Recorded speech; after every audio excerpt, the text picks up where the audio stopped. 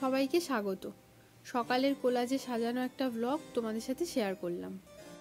সকালের শত ব্যস্ততা মেটানোর পর যখন এই গোলাপ সাম্রাজ্যের সামনে এসে দাঁড়াই, মনটা সত্যি ভরে যায়। এতদিন কুয়াশার জন্য কিছু দেখা যাচ্ছিল না, কিন্তু আজকে আকাশটা বেশ পরিষ্কার, সেই জন্য গোলাপগুলো খুব সুন্দর লাগছে এখানে দেখতে।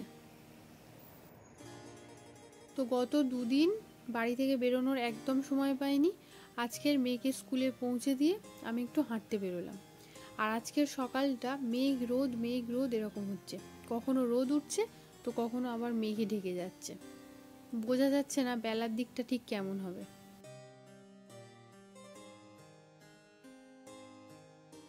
আজকের ওয়েদারটা প্রচণ্ড শুকনো, মানে না কুয়াশা না বৃষ্টি, কিছু না। আর পাশ থেকে গাড়ি যাচ্ছে একটা করে, এত ধুলো উঠছে সেজন্য মুখটা ঢেকেই নিয়েছি। তো কখনো কুয়াশার জন্য মুখ ঢাকতে হচ্ছে, তো কখনো প্রচণ্ড ধুলোর জন্য মুখ ঢাকতে হচ্ছে। এখন বাইরে বেরোলে এটা একটা কমন।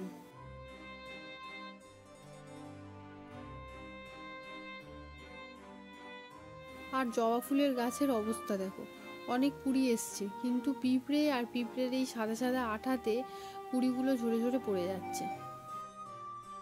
শীতের মরশুম শেষ আর রোদটাও বেশ চড়াই উঠছে। আর গাছের গোড়ার মাটিগুলো প্রায় শুকিয়ে যাচ্ছে, একদম শুকিয়ে যাচ্ছে বললেই চলে। তো এই কাটা সবজির খোসাগুলো নিয়ে এসছি আর জল নিয়ে এসছি।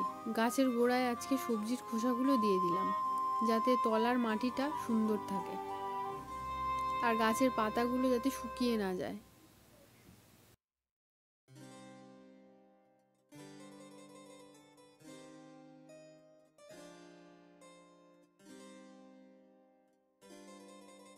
পেয়েছে প্রচণ্ড জোরে খিদে, আর বানাচ্ছি রুটির একটা রোল, যেটা চটপট হবে।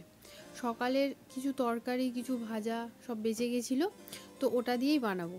তার জন্য রুটিতে প্রথমে বাটার লাগিয়ে নিলাম, তারপর বিট ভাজাটা লম্বা করে দিয়ে দিলাম, তার উপরে একটু পেঁপে আলুর তরকারি দিয়ে দিলাম, দিয়ে একটা লবঙ্গ দিয়ে রুটিটাকে রোল করে মুড়িয়ে নিলাম।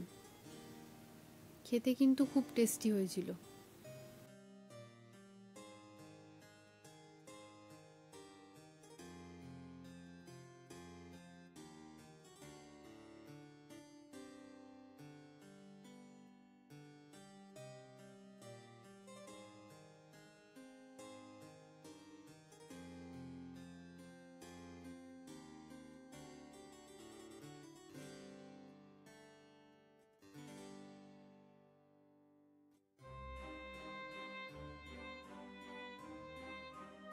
তো সন্ধেবেলা বসলাম মেয়ের প্রজেক্টটা নিয়ে।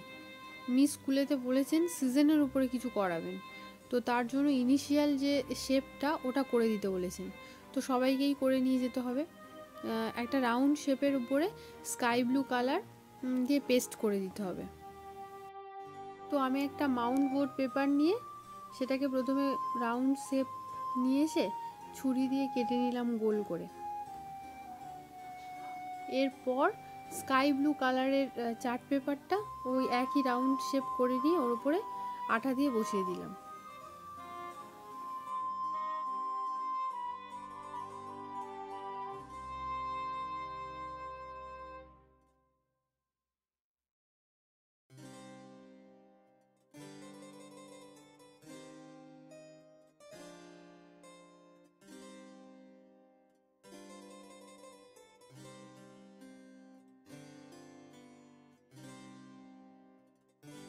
তো মাঝে যার প্রজেক্ট সে এসে আমাকে কিছুটা হেল্প করে দিল, তাতে অনেকটা সুবিধা হলো।